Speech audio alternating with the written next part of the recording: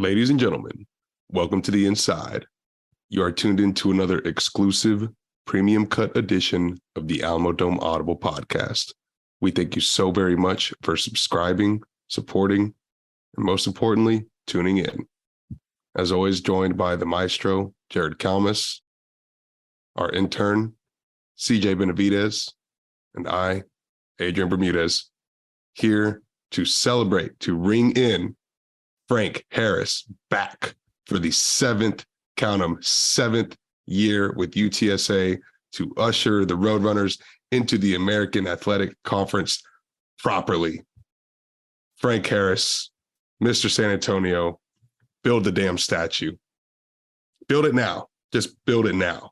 He's Mr. 210, man. There was never a doubt that he was going to leave this program, this city, Jeff Traylor, high and dry. One more year, run it back. Rashad's coming back. JT's coming back. I'm sure plenty of other guys taking the super senior season. We're coming into the American. We're primed and ready to go. I'm not going to say we're going to be favored to win the AAC. I'm sure Tulane is going to get that honor no matter what happens in the Cotton Bowl. I think they're playing in this year. But boy, it's looking good. The outlook is rosy. About to have a huge recruiting weekend. Bringing all the recruits on official visits to the freaking river parade with go. 2 trophies on two different river barges. Let's go. We got NIL on the come up some more in San Antonio. Man, that's great. CJ, how are you feeling, man? I'm ecstatic right now. At first, when I was hearing about the press conference, I was actually kind of nervous for some reason. I don't know why. I mean, this dude is, he's a homegrown boy. He's from San Antonio area. Of course, Shirts, but everybody considers that area San Antonio, from Cibolo to, Converse to everyone considers it San Antonio. And so, I mean, I was very nervous. The departure of the offensive coordinator, Will Stein, got me a little nervous. You just never know. He could take anybody with him. So I was genuinely curious if Frank was going to follow him to Oregon, but I'm glad he's stuck. Loyalty is his thing, and I'm very glad that he stayed true to his word that this is really his city, and he wants to finish his last year of football here in the 210. That's right, dude. 210 tattooed on the calf. He embodies everything about the triangle. He's so humble, done absolutely everything for this program, for this city, broke his back for it, put the team, put San Antonio, put the area code before himself every single time, just shows up, does his job, and puts the team first, man. I mean, if anybody deserves it, Frank Harris deserves it. Conference USA MVP, championship game MVP, the absolute man. I mean, you can't say enough about this guy, the holder of 34 UTSA program records. He's the GOAT. He's the greatest player to ever come through UTSA, and once in a generation, man. Guys like Frank Harris don't come around very often, and we are so freaking lucky to get one more year with him. Yeah, and whatever that NIL total payout for the next year ends up being for Frank, I've heard it's going to be in the 6 figures. It's a bargain.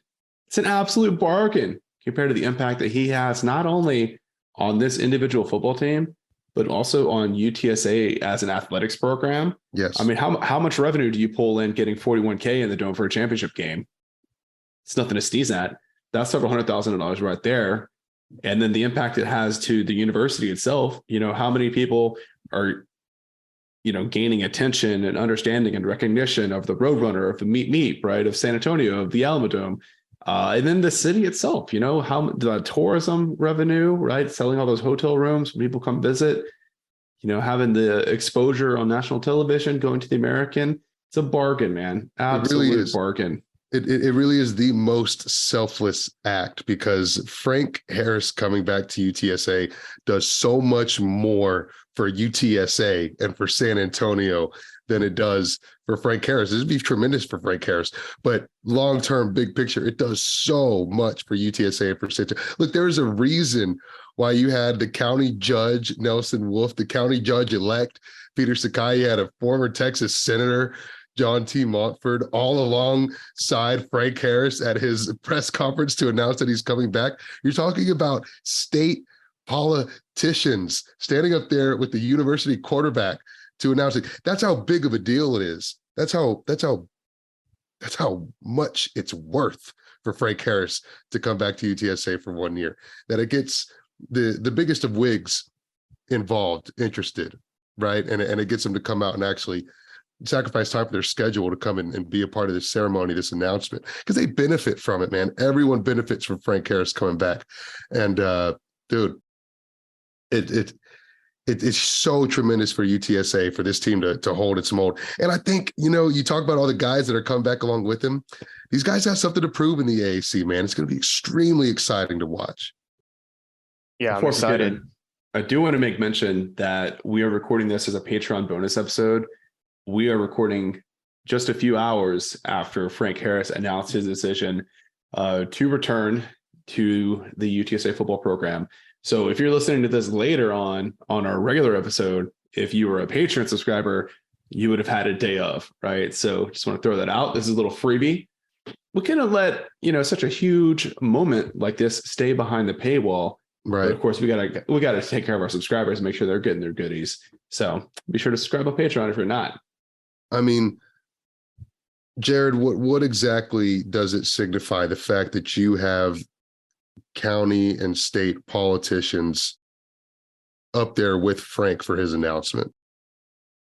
It's big. I think it's optics, yes, like to show like the city is behind UTSA, but I think it also, with them talking about NIL so much, I think it shows that there's going to be some even a bigger pickup with like local businesses and even like the larger corporations in town starting to get behind NIL, right? Because I think like,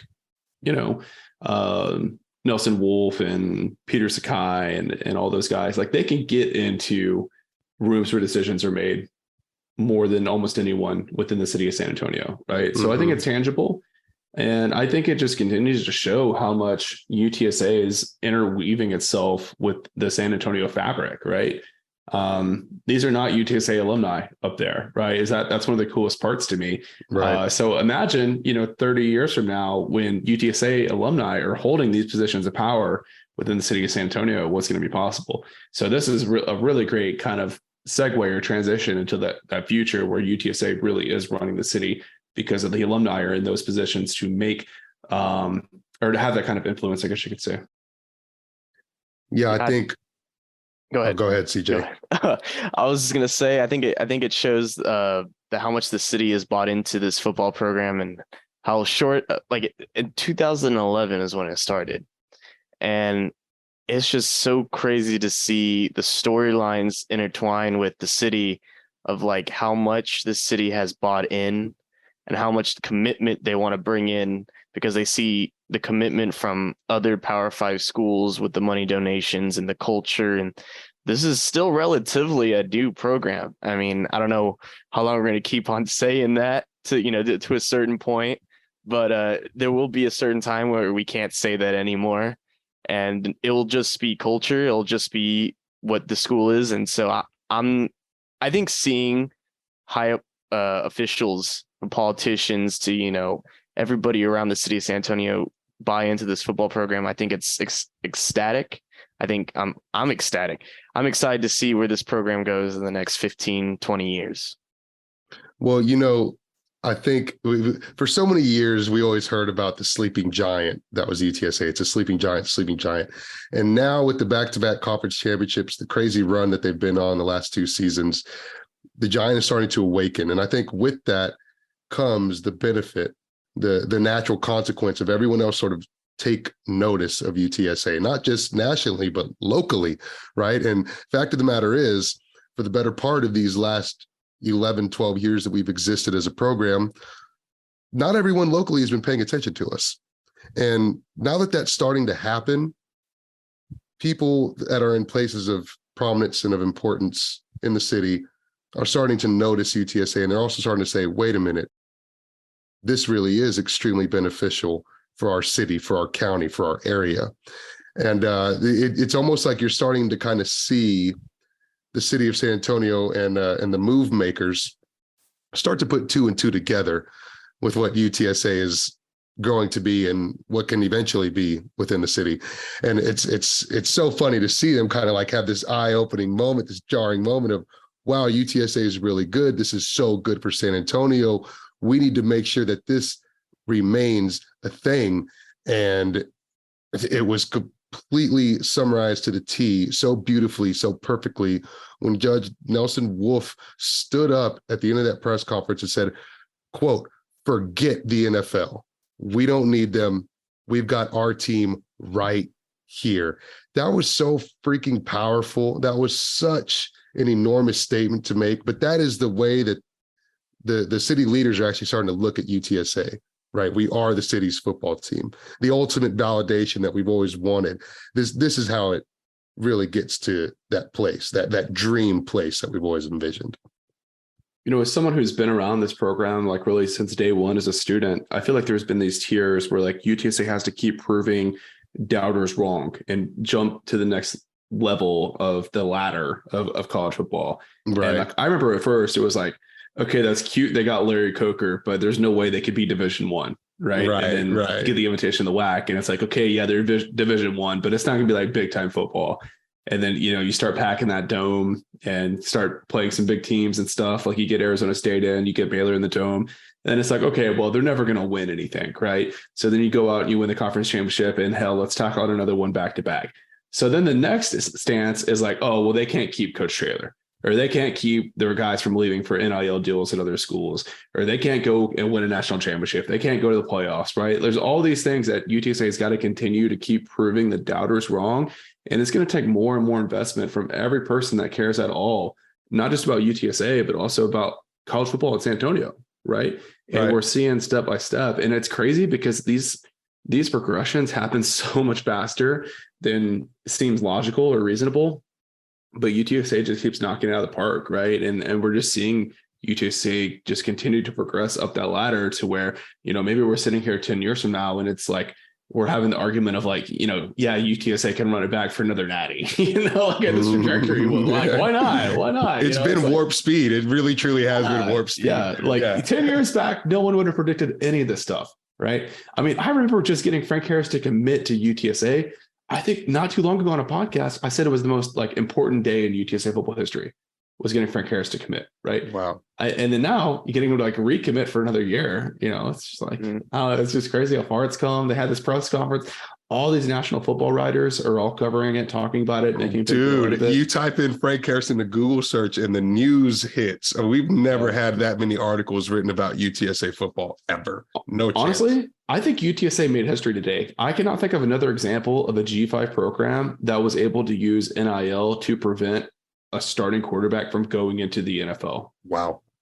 I mean, I really can't think of another example. I'm sure it's happened at the P5 level, right? A guy like Michael Penix Jr. at Washington, you know, that he's got a ton of NIL money out there and he could be drafted this year, probably a borderline guy. He's coming back for another year. You know, Frank is in that same boat, but you just don't expect something like that to happen at UTSA, but people just underestimate that the 210 will deliver when called upon. That's what's making the difference for this program. Defend the Alamo, son. You know what I mean? And dude, it's sweet poetry, and not just NIL money preventing him from going to the NFL.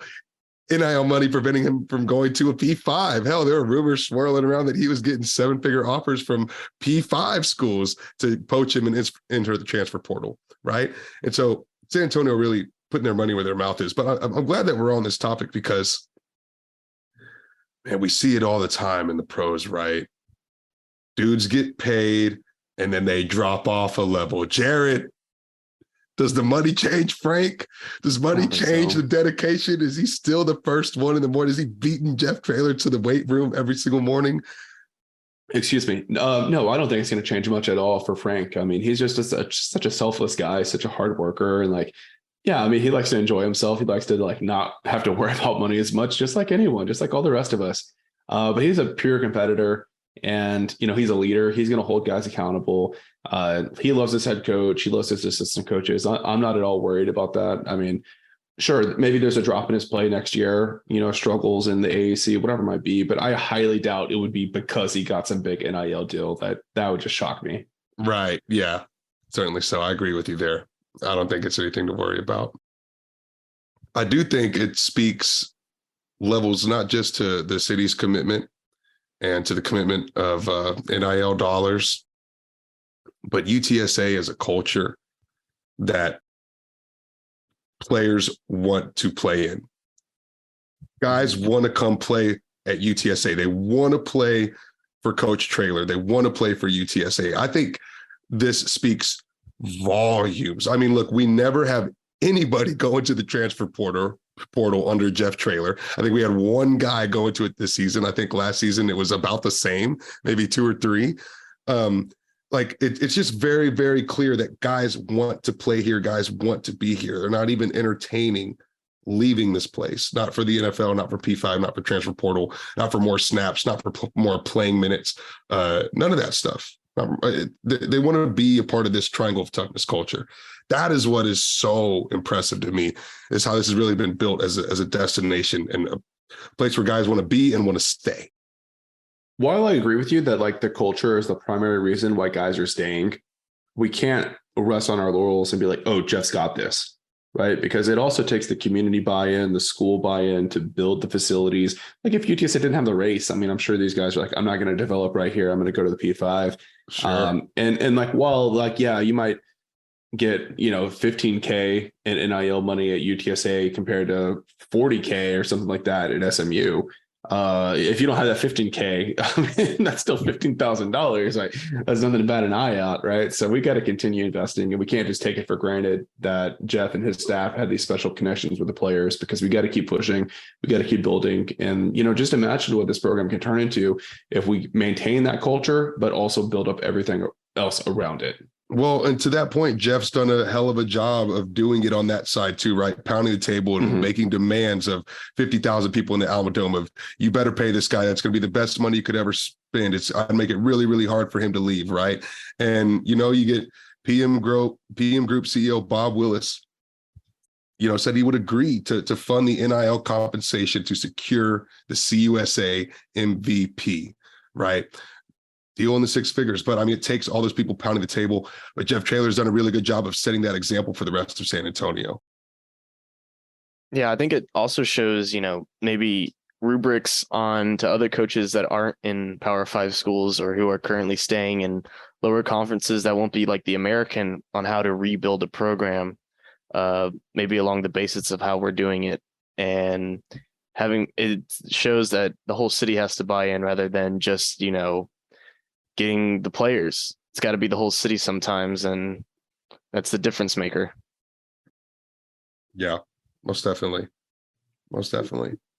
And then I think maybe for those that can't comprehend how in the world Frank Harris is playing a 7th year at UTSA, maybe we could break that down. For good luck.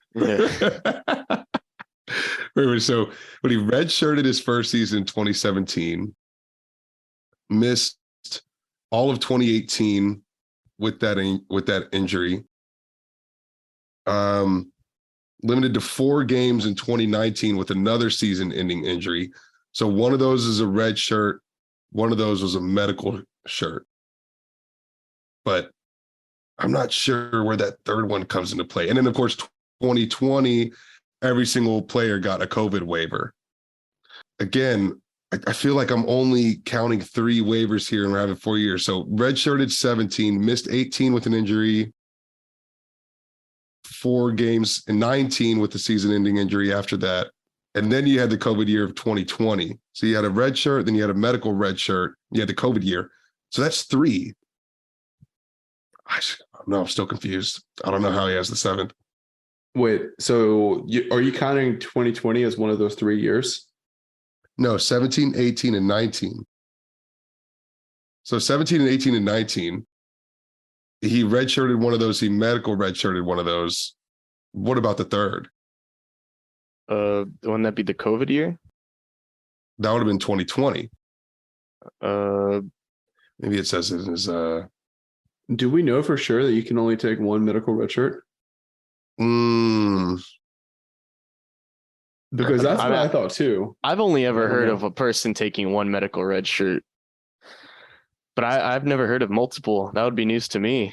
Oh gosh. See, that's why I said good luck, man. I mean, who knows? Oh my goodness. There's a lot of different ways to go about, getting red shirts and stuff like that nowadays. It's a weird process.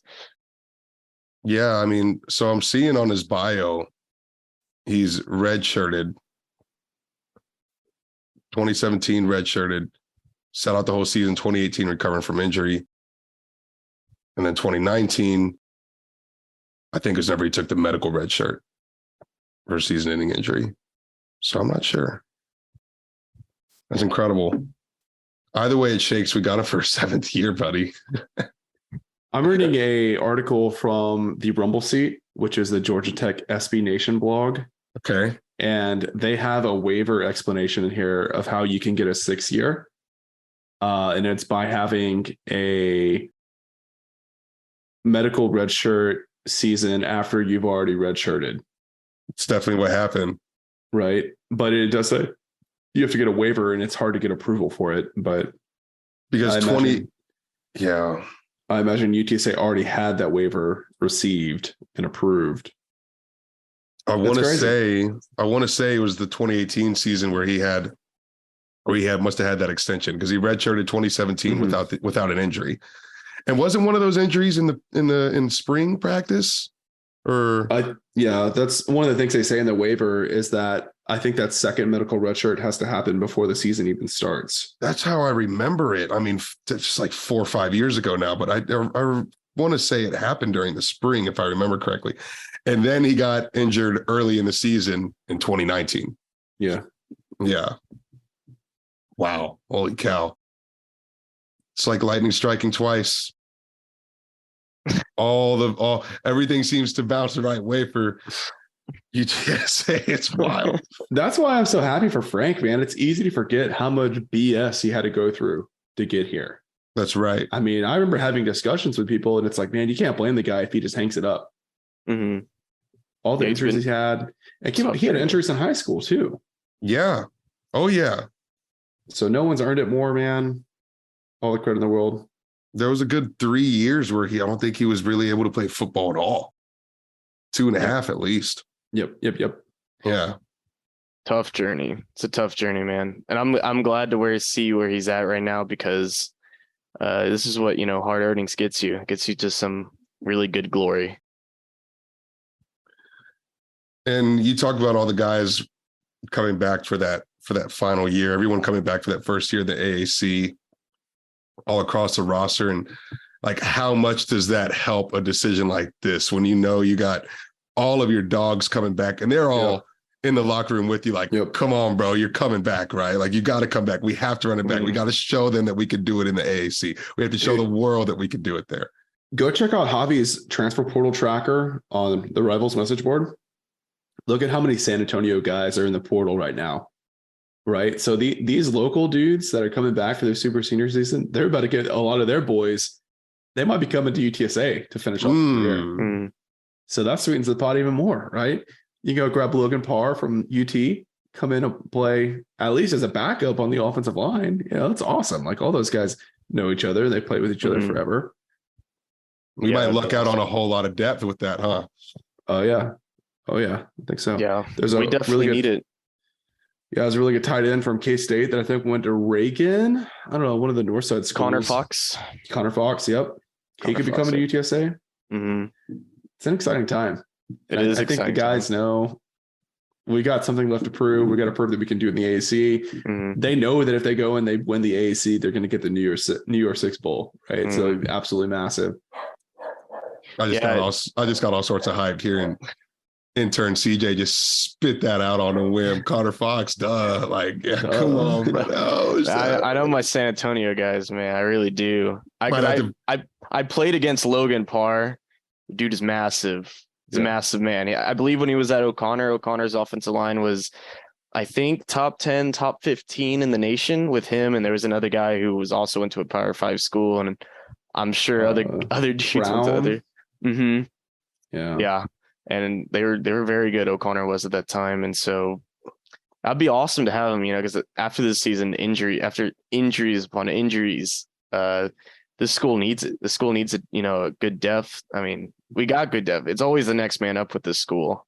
And the resiliency that they showed this season, I really hope players thinking about transferring look at this school and they really see what we're building here, because resiliency is what drives the veins of these players. I feel like, especially in that UTEP game, it was like 24-0 or 24-7 at one point. Oh my gosh.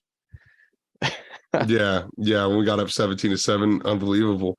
And dude, yeah, no, that's juicy stuff. We might need a recruiting essay with CJ tidbit during recruiting season, because my man's got the lowdown. Hold on. Watch out. A little teaser there already for you. So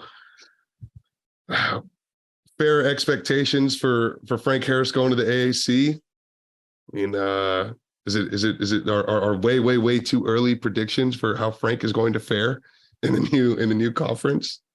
I think he's got to be the first team all conference quarterback. Michael Pratt's not coming back for Tulane, right? He's out of eligibility. I think so. I believe you're correct. I guess Preston Stone's stepping in at SMU, but I mean, he hasn't really proven anything. He got hurt in his limited playing time this year. Mm-hmm.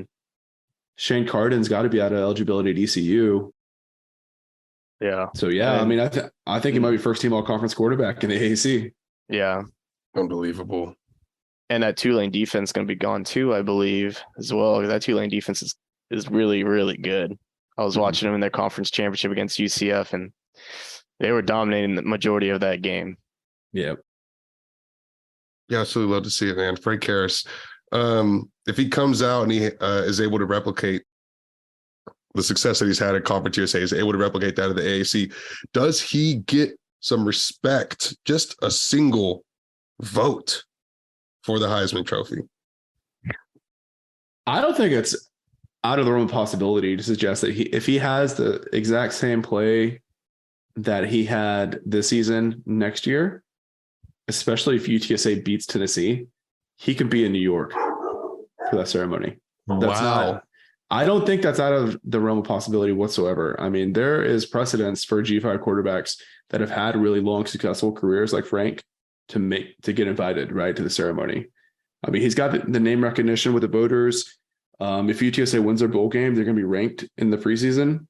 And even if they are not ranked in the preseason, they're going to have a pretty good schedule to play their way back into it, just like UTSA did this year. So, I mean, keep in mind, if he comes back and he plays like he's played the last 2 years, he's going to be like a top 3 quarterback all time in number of wins in the NCAA. He's going to be, top 5, top 10 in a lot of all-time career statistics, right? He is a very special generational player, and he already was before he came back. So I'm not ruling anything out here. Yeah, and we're talking about him in conversations as comparing him to Kellen Moore, comparing him to Colt McCoy, as far as being one of the winningest quarterbacks of all time in NCAA history, possibly. And when we're talking about speaking on the Heisman votes, the last American QB to actually get Heisman votes was Desmond Ridder when he was at Cincinnati Bearcats. And he was 8th on the chart for Heisman votes. I mean, it's not impossible. I mean, getting invited to New York is already as hard as it is, but it is not in the realm of impossibility for Frank Harris to get Heisman votes, because it can happen, because Desmond Ridder literally in his last senior season got even Heisman votes, even when players were invited in New York. So, yeah. And you think UTSA is a ranked team playing Houston in Houston, very first game, you get revenge in that game, get a big win, and you go out and you play Tennessee pretty well.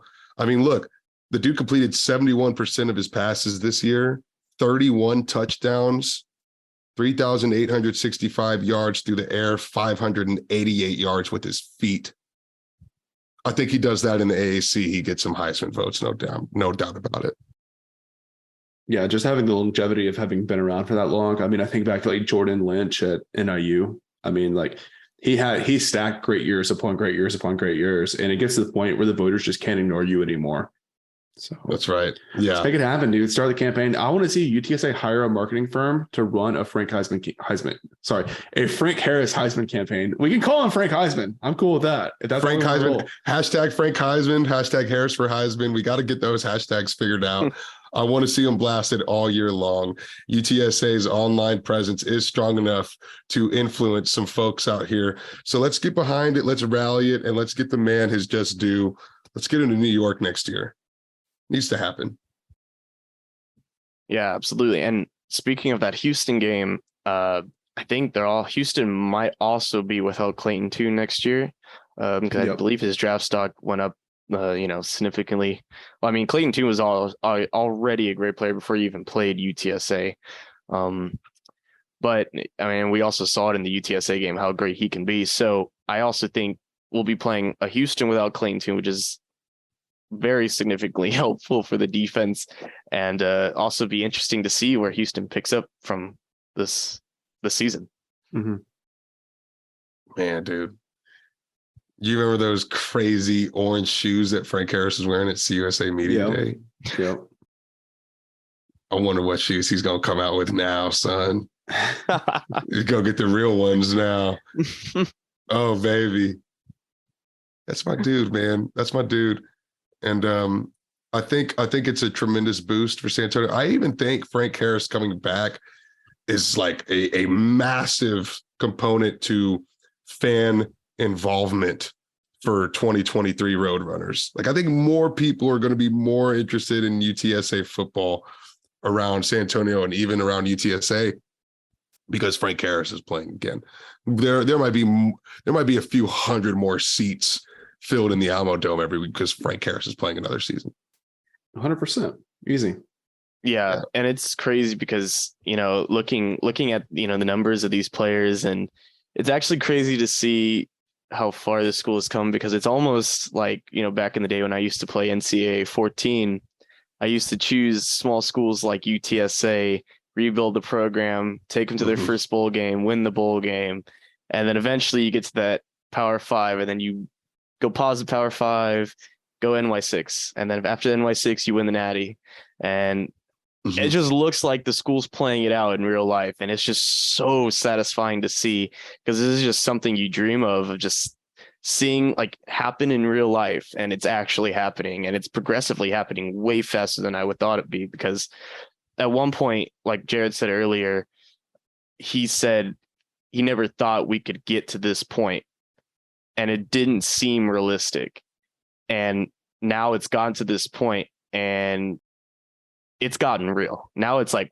we're in real conversations, having these real topics about UTSA competing, because very soon we're going to be touching the 12 playoff team format, and I don't know how the committee's going to vote, but what I do know is 12 team format is way more likely for G5 schools to make it, and so now this is just real conversation. It's scary, but it's also really exciting to see, because just how far we have come as a program. Yeah. Making that comparison to Judge Wolf saying, forget the NFL, we've got our team right here, right now. I think that local San Antonio business people, boosters, whatever, might soon realize it doesn't take all that much money to build a big time conference, or sorry, not a conference, a championship competitive program. Like, yeah, UTSA has a lot of work to do, but compared to like getting an NFL team to come to San Antonio, we're talking pennies on the dollar. Yeah. You can drop $40 million into UTSA right now, and they're going to be a consistent top 25 program year in and year out. Mm-hmm. Yeah. Easy, right? So if you accept the fact that NFL is never going to come to San Antonio because it's not, everyone knows it, don't try to fight me on this. And you say, okay, what if we put 10% of the money that we would have to invest in NFL to get it to San Antonio into UTSA and just be satisfied with getting into a Power 5 conference, getting into playoffs every other couple of years, right? It's not that hard to dream up this scenario. It's not as far-fetched as it seems. When you have real money behind you like that, it can really happen, man. It can really happen. Yeah. I think that is such a good take. I think that is such a good take, dude. Yes. Absolutely. Yeah. Absolutely. For pennies on the dollar, you could get everything and more from UTSA, right? That you would ever have from NFL team. Man, I've never thought about that before. How much money do you think Cincinnati has put into their program over the past 5 years to get into the Big 12 and get into playoffs? It's not that much. I mean, it's a few million. Yeah. I mean, Cincinnati did it. There is no reason why UTSA can't do it, and then some. Like, there's so much more commerce. There's so much more money. There's so many more people in San Antonio compared to Cincinnati. Yep. Yeah. Damn. It's just exciting, man. It's exciting. It really is. It's just like other cities could probably do it just like we are. And I don't know if they would be as successful as we are, but I could tell you it's like one of the fastest growing cities in America.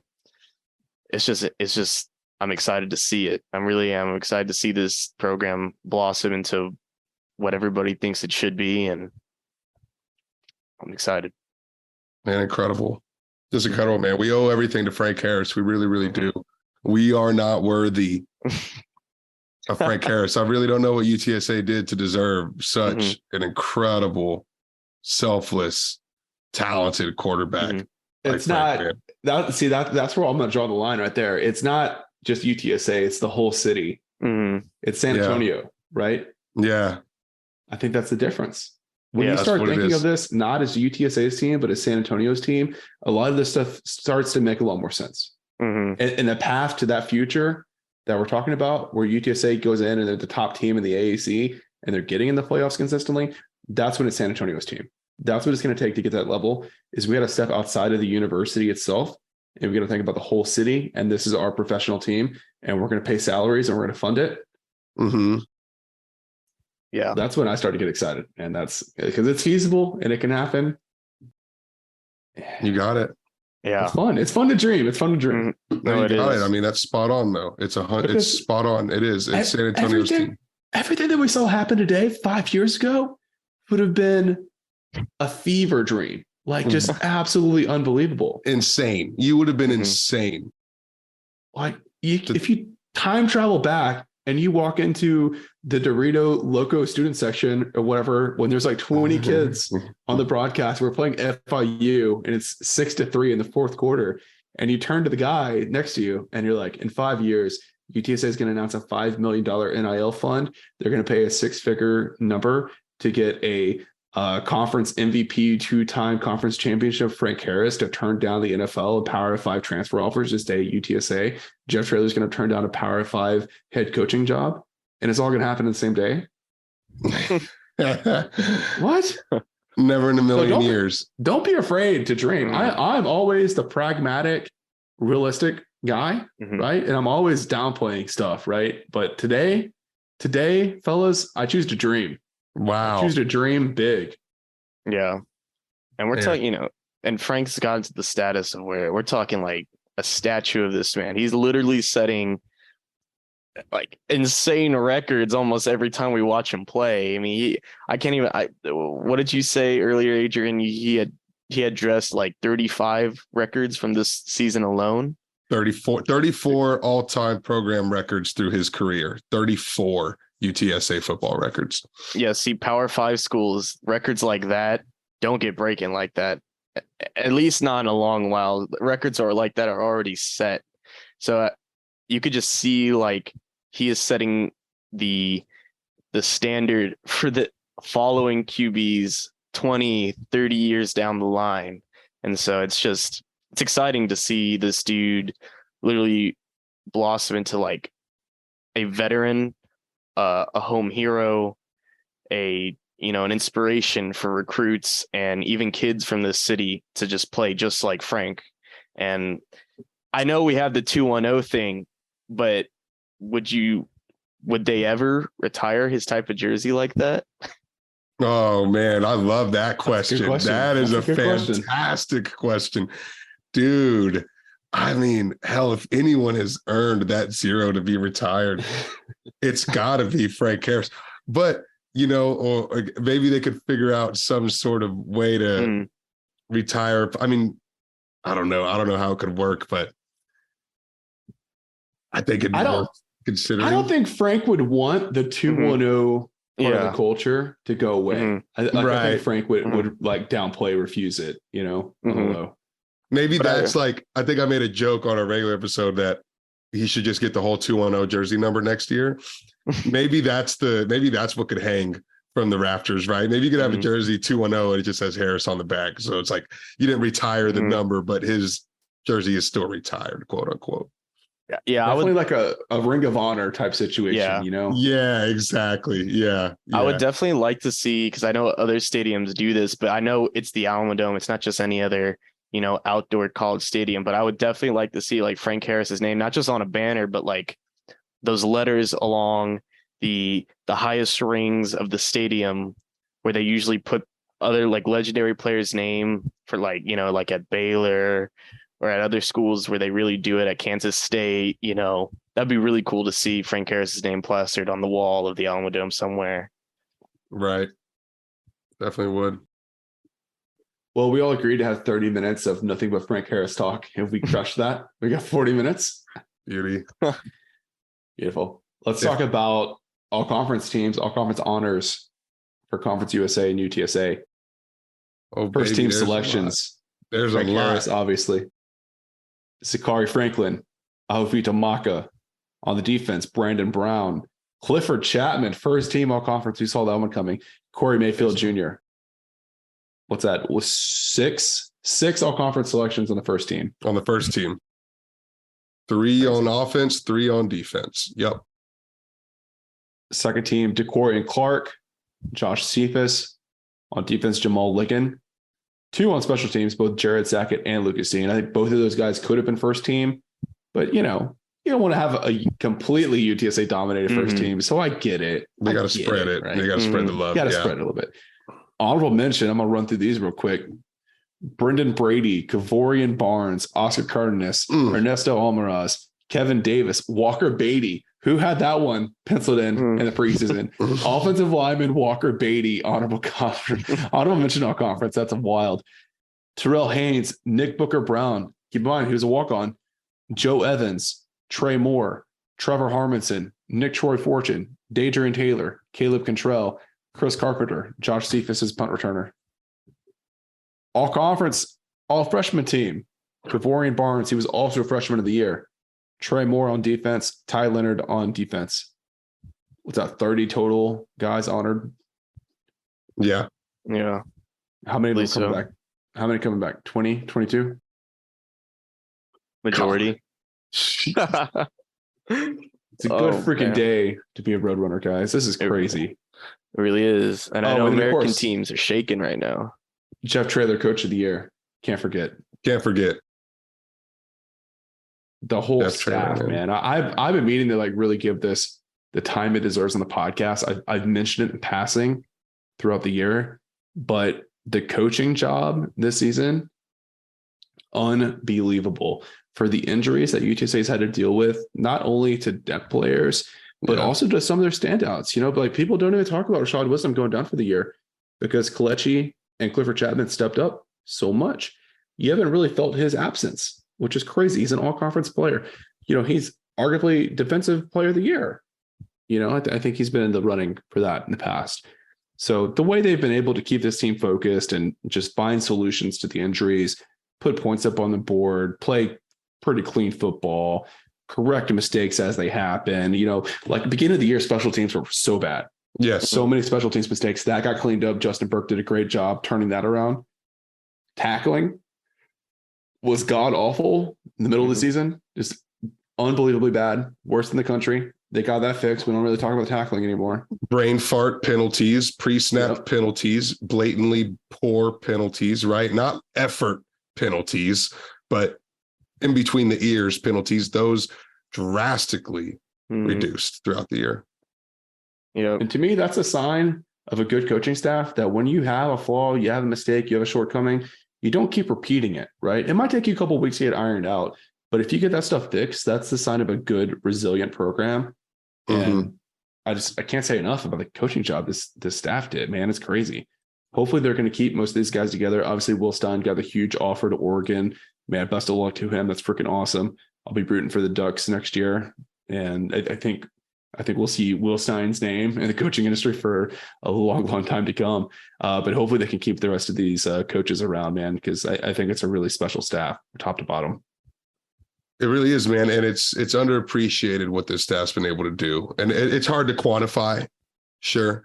But I think you're right. I think we will need to spend some bonus episode time through the offseason really trying to quantify what this coaching staff was able to do this season, all of the hardships, all of the adversity that they mustered through, the schedule mustering through, and to really improve, to tangibly improve week over week.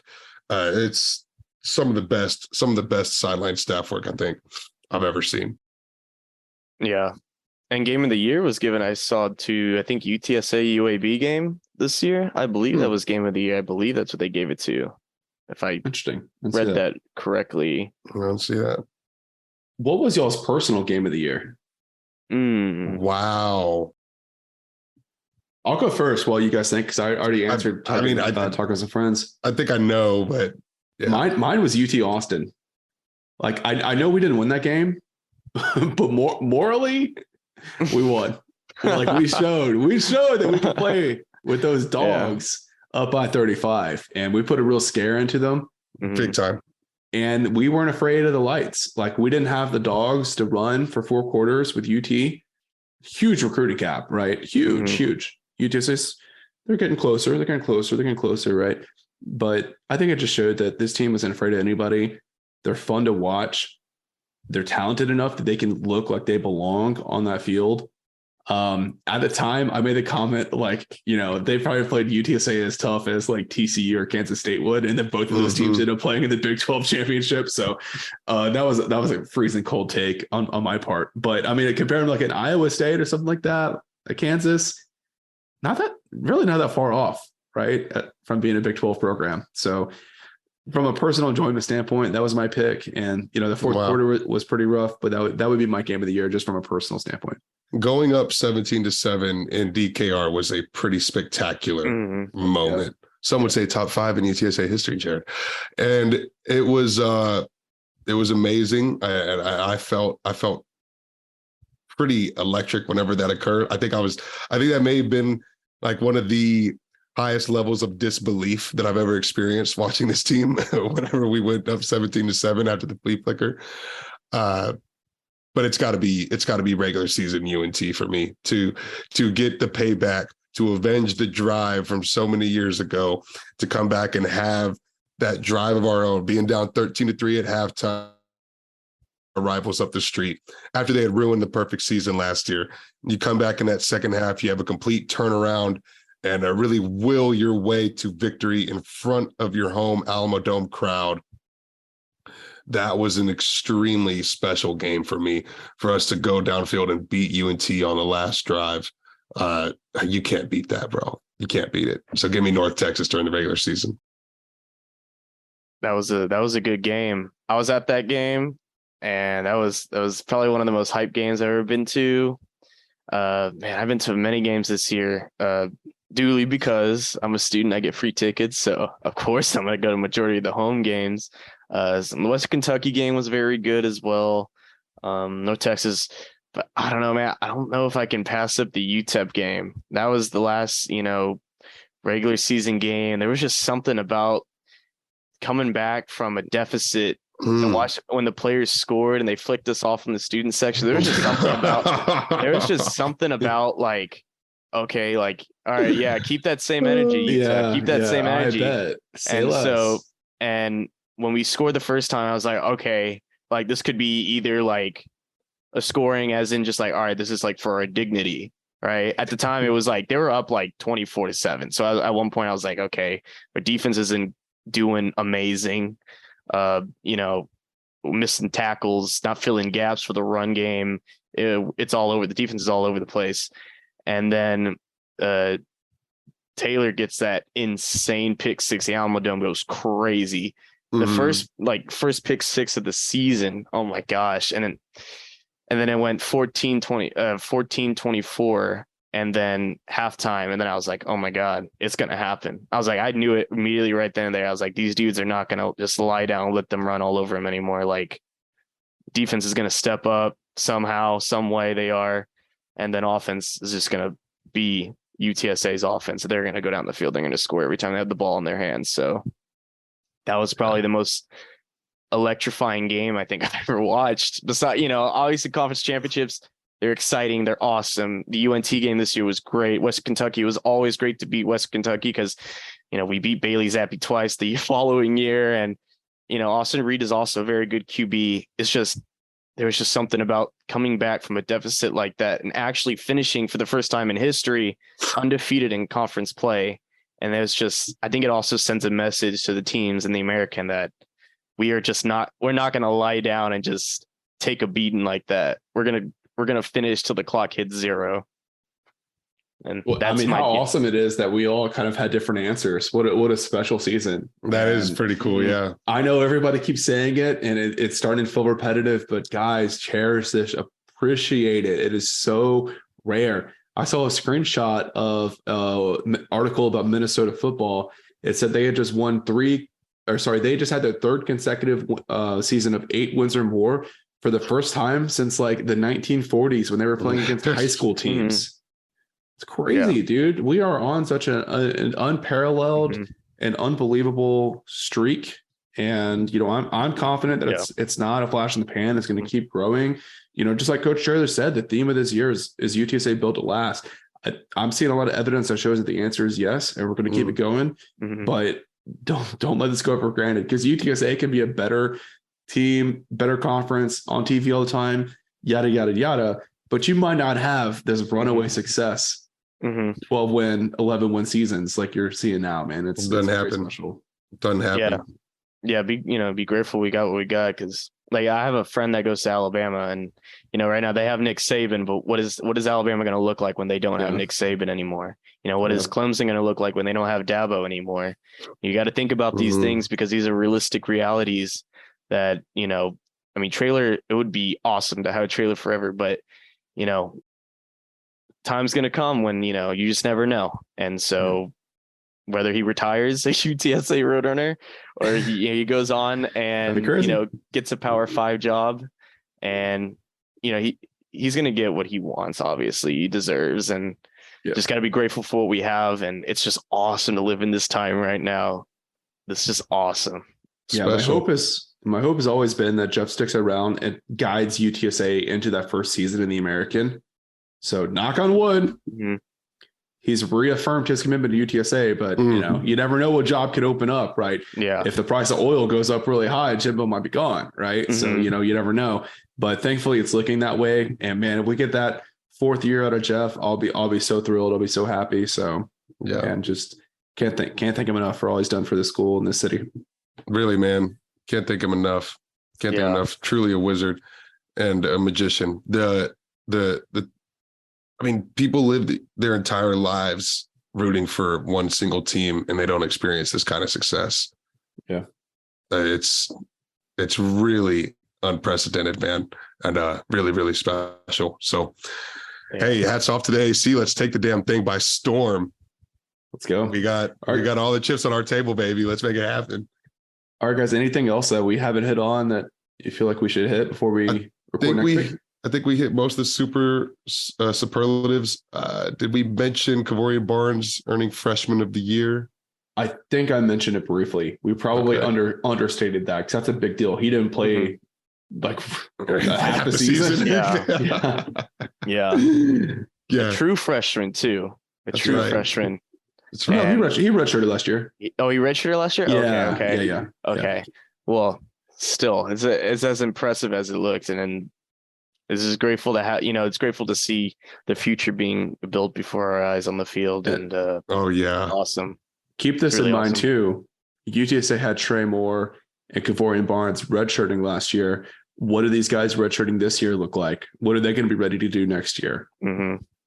That's what I'm excited to see. And Trey Moore looking like a beast too. I said before, like I think when it got to the Western Kentucky type of season, I was like, I think Trey Moore might be my favorite defensive player this year. Yeah.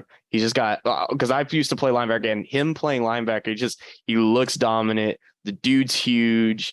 He has no problem getting physical. And it's just awesome to watch him play defensive football for UTSA. It's glad he's on our side. 100%. Yeah, man. Kavorian Barnes did not play against Houston, Army, Middle Tennessee, or Western Kentucky. So 8 regular season games plus championship. So 9 games still earned Freshman of the Year honors. Pretty incredible. Those are some pretty bad run defenses that he didn't play against too. I mean, how many could he put up against Middle Tennessee? Yeah. Or Houston. Fun to think about. All right, guys, we'll go ahead and wrap it up. We will be back next week to preview the Troy Trojans. I got a lot of research to do. I've been following this year. I watched their game against Western Kentucky, but I got to get the full breakdown. I watched like 2 minutes of the conference championship game, and they were just blowing Coastal out. Coastal looked terrible. So much more research to do. We'll be back to preview that game. We will have coverage of the Cure Bowl. Thanks to Taco Joe, hooked us up with a local photographer in Orlando. Wow. Nice. That network, baby. That's right. That's right. So keep an eye out for that. And I hope you guys enjoyed the River Parade on Friday. Adrian, I feel like I'm speaking for both of us. I cannot fathom driving to San Antonio on another Friday yet again and dealing with I-10 one more time. But CJ, I hope you're able to make it out. I hope a lot of listeners make it out. You gotta love that downtown traffic, man. It's the I-10 traffic back and forth. That's really killer. It's about one too. But speaking of bowl games, I do want to talk about what we wanted to do with our listeners real quick. Yeah. So, go for it. Bowl season is coming up, and everybody loves to watch bowl games when it's coming up. Big deal for schools, for programs, for, the areas that the bowl games are occurring into. There's a lot of revenues coming from. And so I have set up a Bowl Mania for all of our listeners, the Dome Heads. I believe that's what Adrian and Jared told me to say to y'all. And it is, if you are a listener, you can join and make your picks. Whoever I believe has the most confident points will be receiving a prize. Am I correct, Jared? Yeah. Absolutely. To be determined. Okay, to be determined then. But we got some stuff in the lab. If it doesn't work out, we'll send a little Alamo Audible care package. But yeah, you'll be receiving some swag if you're the lucky winner. And I guess if one of us wins, we'll send it to whoever gets second. Absolutely. So be on the lookout for the link of the Alamo Dome Audibles Bowl Mania, and let's have a good Bowl Mania season. Very nice. All right, guys. Well, thanks once again. If you're listening to this Wednesday, Thursday, or early on Friday, thank you for being a patron. If you're listening to it afterwards, go be a patron. We'll see you guys back next week. Yeah.